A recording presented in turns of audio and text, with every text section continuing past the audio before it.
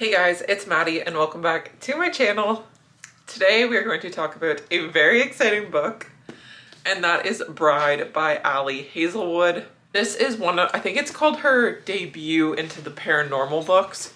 And I wanted to start this off by saying this book probably won't be for everyone because it is in the Omegaverse, and that is with werewolves and vampires. Quite honestly, I don't know too much about it, and I don't know if each book follows the same Omegaverse, like if the rules are the same across all of the books who are in this verse, or if it differs from book to book.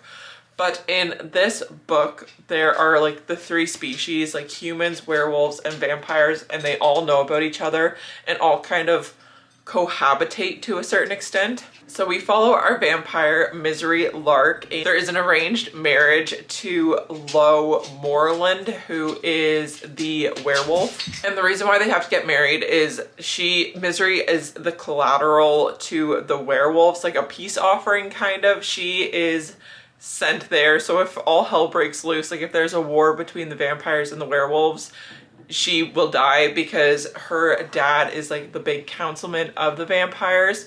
So when there's a collateral sent, it is often the child of an important person. So in exchange, the werewolf that is sent to the vampires is Gabrielle or Gabby, and she is Lo's mate, so she is very important to the werewolves.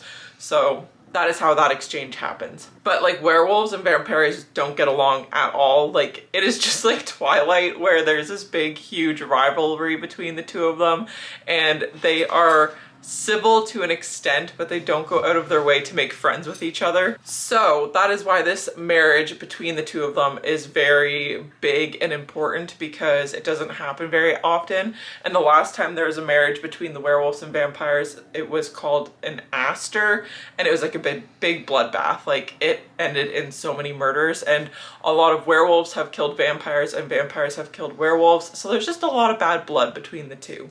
And the humans are kind of caught in the middle. They're like the middle ground. They have more alliances to vampires at this point than werewolves, but things kind of get shaken up and changed a bit with this marriage. And growing up, Misery was actually sent as collateral to the human world, so that if anything happened between the humans and vampires, then she would die essentially. And in the human world, that's where she meets her friend Serena.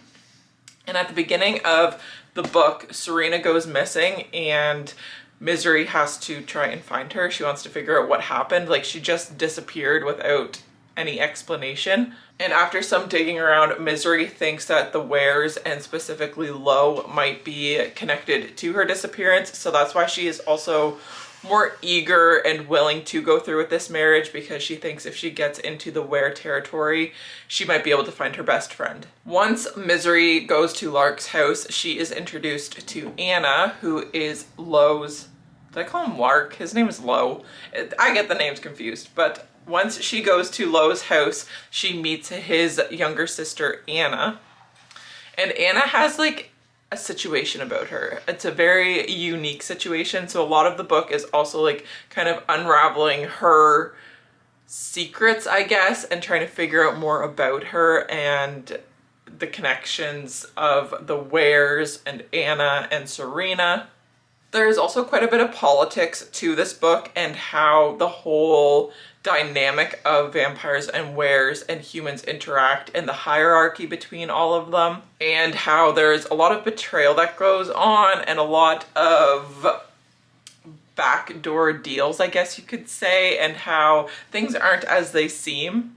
And then oh, there's this one part. So I don't really get it. Like there's not supposed to be any interspecies fornicating, breeding, sexual interactions, but Misery and Lo are married. So as you do when you're married, they try to explore this type of stuff. And I don't know how to talk about this, but this happens with male dogs. It's called tying. So when a male dog and a female dog breed, there is what is referred to in this book as a knot that forms on the male dog. And that keeps the female dog in position so that the breeding can't be cut short, if you're catching my drift. So that happens in this book. Lo forms a knot and Misery needs to figure out what's gonna happen. Oh, it's so strange. There's this one part I was looking for. This is what I wanted to read because I laughed about this for like 5 minutes.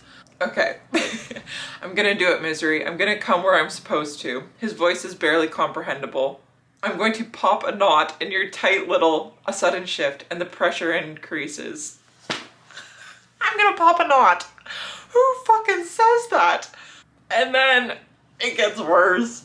My beautiful mate coming all over my knot. Oh, what? That part I was fine with it leading up to that, and then that took me back. I'm like, oh my god, what am I reading? But I really enjoyed this book. The banter between the characters, it is very Wattpad-esque, just how lighthearted it is.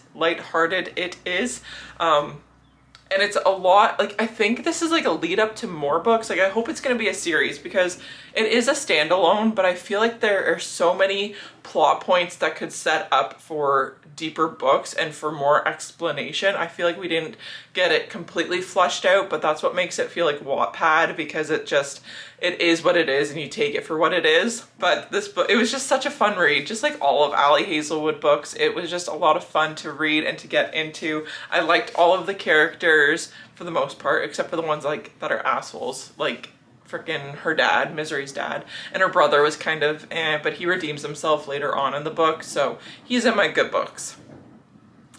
Anyways, I highly recommend you pick this book up. I got it at Costco actually, so check out Costco for a little bit cheaper. And I will see you guys in my next one. Bye!